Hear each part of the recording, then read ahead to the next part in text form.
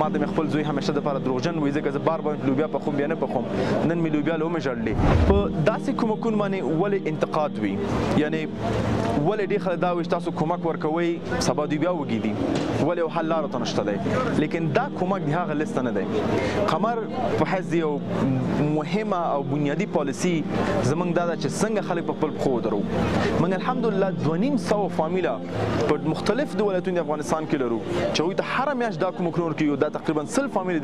د هغه لیست کې دلته ناست دي چې 10 میاشتې هغوی ته د مصارفات د فامیل ورکوو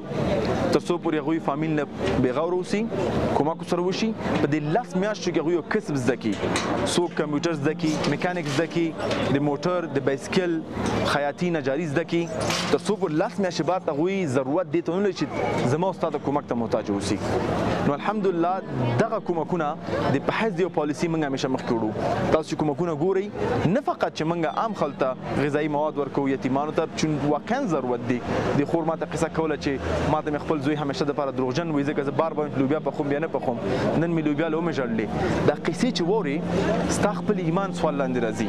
چې زه رقم مسلمان یم چې داسې خلکو سره زما خپل ټول مال نه ده ورکړی یقیني کو ایمان دې سوال لاندې راځي لیکن دغه فامیل نه چې کوم 15 میاشتې موږ کومک ته ورکوو 15 میاشتې نور پاتې دي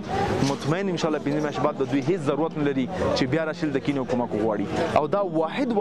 امکان لري د الله د کومک نه دویم ستاسو هغه هیلپرز کلب چې کوم ممبرز دي هغوی د میاشتې څه چې وس کېږي څوک 10 ورکوي څوک 10 څوک 50 هره میاشت ورکوي نو موږ پوهېږو دې میاشت کې موږ څونه پیسې راځي نو موږ هم داسې بنیادګذاري پلانونه پرې جوړوو مثلا 300 یتیمان دي سپورټ کېږي داسې 250 دا فامیله دي